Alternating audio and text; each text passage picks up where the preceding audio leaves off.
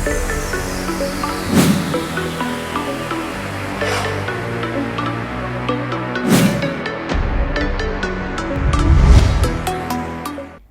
Hello welcome to best of the day. మరి ఈరోజు best of the డేలో కొత్త విశేషాలతో పాటు కొన్ని ఆసక్తికరమైన నిజాలు మరియు చరిత్రలో ఈరోజు జరిగిన ముఖ్య సంఘటనల గురించి తెలుసుకుందాం. Let's start the programme.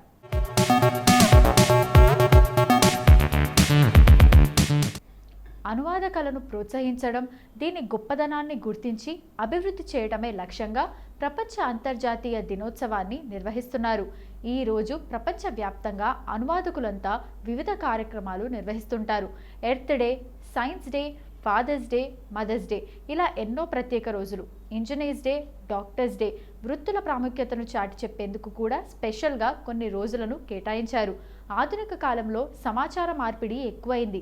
ఒక భాషలోని భావాలు మరో భాష మాట్లాడే ప్రజలకు అర్థమవ్వాలంటే ఖచ్చితంగా అనువాదం అవసరం. అలా గత 10 ఏళ్లలో అనువాదనకు అవసరం ప్రపంచ దేశాలకు ఎక్కువైంది. దీంతో ఎన్నో అనువాద సంస్థలు సేవలు ప్రారంభించాయి. వాటిలో ఎంతోమంది అనువాదకులు భాషకు మధ్య వారధిలా పనిచేస్తున్నారు.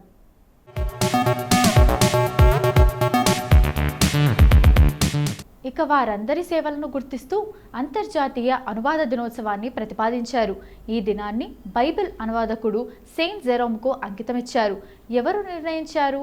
ప్రపంచ దేశాల మధ్య వారధిలా పనిచేసే అనువాద ప్రక్రియకు ఏడాదిలో ఓ రోజును కేటాయించాలని ఇంటర్నేషనల్ ఫెడరేషన్ ఆఫ్ ట్రాన్స్లేటర్ అనే సంస్థ 1953లో ప్రతిపాదించింది. కానీ ఆ విషయాన్ని చాలా ఏళ్ల పాటు ఎవరూ పట్టించుకోలేదు. గత కొన్నేళ్లలో లోకలైజేషన్ భారీగా పెరిగింది. గూగుల్ వంటి సంస్థలు కూడా స్థానిక భాషల్లో తమ సేవలు మొదలుపెట్టారు. ప్రపంచంలో అనువాదకుల సంఖ్య భారీగా పెరుగుతూ వస్తోంది. దీంతో యునైటెడ్ నేషన్స్ జనరల్ అసెంబ్లీలో అనువాద దినోత్సవాన్ని జరుపుకోవాలని నిర్ణయించారు.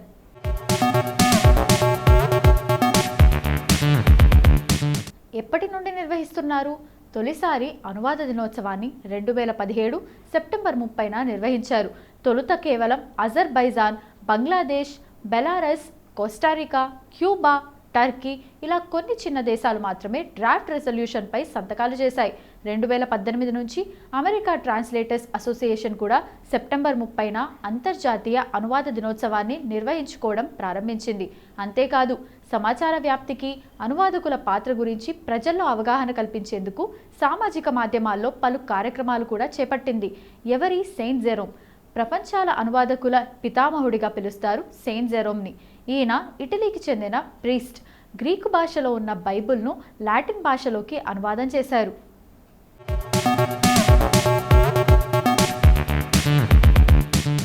ఈయన సెప్టెంబర్ 30 క్రీస్తు పూర్వం 420లో బెత్లెహేమ్ నగరానికి సమీపంలో మరణించారు.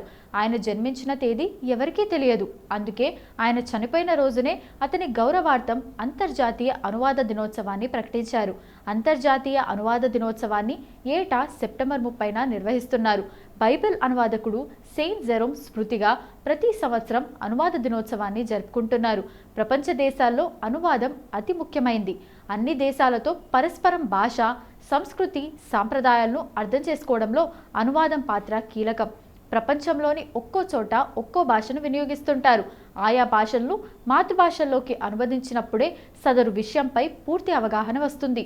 ఈ నేపథ్యంలోనే అనువాదం ప్రాముఖ్యాన్ని సంతరించుకుంది.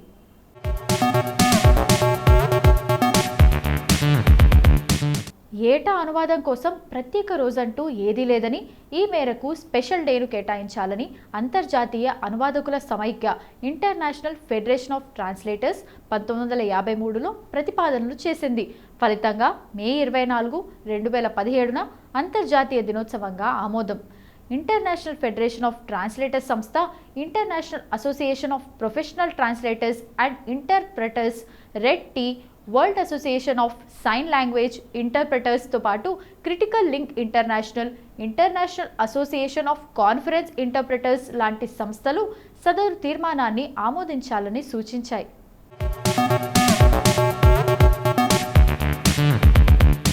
ఇక మరోవైపు 11 దేశాలు Azerbaijan, Bangladesh, Belarus, Costa Rica, Cuba, Ecuador, Paraguay, Qatar, Turkey, Turkmenistan, Vietnam draft resolution A71L68కు అనుకూలంగా సంతకాలు చేశాయి. ఫలితంగా మే 24, 2017న యునైటెడ్ నేషన్స్ జనరల్ అసెంబ్లీలో సెప్టెంబర్ 30ని అంతర్జాతీయ అనువాద దినోత్సవంగా గుర్తించింది. అప్పటి నుంచి ఈ రోజును అనువాద దినంగా జరుపుకోవడం ఆనవాయితీగా మారింది. ఇప్పటి వరకు అంతర్జాతీయ అనువాద దినోత్సవం గురించి మనకు తెలియని కొన్ని ఆసక్తికరమైన నిజాలు తెలుసుకున్నాం కదా. మరి సెప్టెంబర్ 30వ తేదీన ఒక్కసారి చరిత్రలోకి వెళ్ళి చూస్తే ఎంతోమంది ప్రముఖుల జన్మాలు జరిగాయి. మరి ఒక్కసారి చరిత్ర పుటలోకి వెళ్ళి నేడు జన్మించిన ప్రముఖులు ఎవరో తెలుసుకుందాం రండి.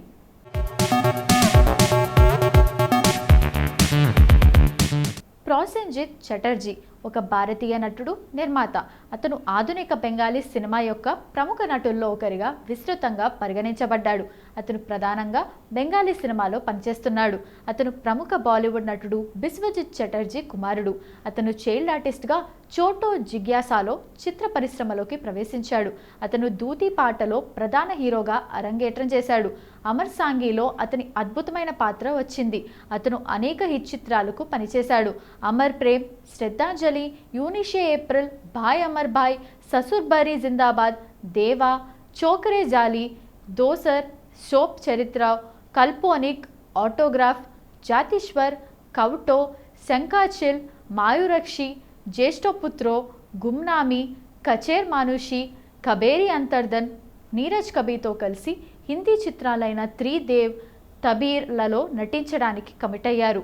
ప్రోసెన్జిత్ చటర్జీ సెప్టెంబర్ 30, 1962న కోల్కతా, పశ్చిమ బెంగాల్లో జన్మించారు.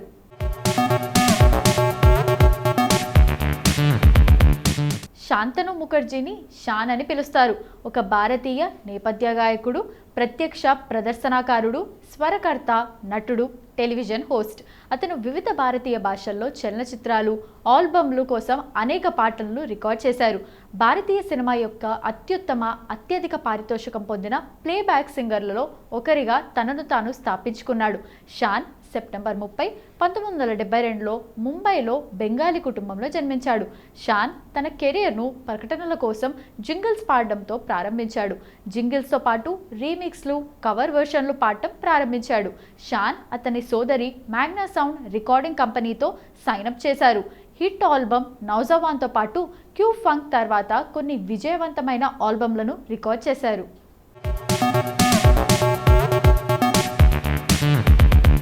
అన్నా కష్పీ ఒక బ్రిటిష్ నటి. ఆమె 1950లో క్లుప్త హాలీవుడ్ కెరీర్ను కలిగి ఉంది. అయితే చలనచిత్ర నటుడు మార్లోన్ బ్రాండోతో ఆమె గందరగోళ వివాహం, వారి కొడుకు చుట్టూ ఉన్న వివాదాలకు ప్రసిద్ధి చెందింది. అన్నా కష్పీ సెప్టెంబర్ 30, 1934న చక్రధర్పూర్, బ్రిటిష్ ఇండియాలో జన్మించారు. 22 సంవత్సరాల వయసులో జోన్ ఓ కల్లాగన్ తనను తాను అన్యదేశ జాతి భారతీయ మోడల్ నటి అన్నా కష్పీగా మార్చుకుంది. ఆమె లండన్ మోడలింగ్ ఏజెన్సీ అధిపతి గ్లిన్ మార్టిమర్ కనుగొన్న పేరును ఉపయోగించింది.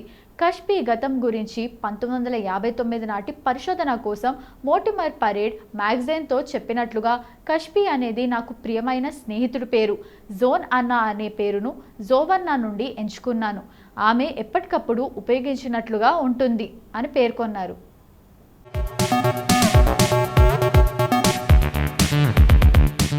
దీపా మాలిక్ భారతీయ క్రీడాకారిణి. ఆమె పారా ఒలింపిక్స్లో వెండి పథకం సాధించింది. ఆమె 1999లో ప్రమాదవశాత్తు వెన్నెముక దెబ్బతిని పూర్తిగా చక్రాల కుర్చీకే పరిమితమైంది. దీపా మాలిక్ 1970 సెప్టెంబర్ 30న జైస్వాల్, హర్యానాలో జన్మించారు. మాలిక్ 2000లో 30 ఏళ్ల వయసులో తన క్రీడా జీవితాన్ని ప్రారంభించింది. బీజింగ్లో 2008 వేసవి ఒలింపిక్స్కు జావెలిన్ త్రో F53 విభాగంలో ఆమె బి స్థాయికి అర్హత సాధించింది. 2006లో ఆమె S5 స్విమ్మింగ్ బ్యాక్ స్ట్రోక్ విభాగంలో కౌలాలంపూర్లోని పెసిఫిక్ గేమ్స్లో 2వ స్థానంలో నిలిచింది. 2008లో ఆమె బెర్లిన్లో జరిగిన ప్రపంచ ఓపెన్ స్విమ్మింగ్ ఛాంపియన్షిప్లో భారతదేశానికి ప్రాతినిధ్యం వహించింది. S5 స్విమ్మింగ్ బ్యాక్ స్ట్రోక్ ఈవెంట్లో 10వ స్థానంలో నిలిచింది. 2009లో ఆమె IWAS వరల్డ్ గేమ్స్లో షాట్ పుట్ కాంస్య పతకాన్ని గెలుచుకుంది.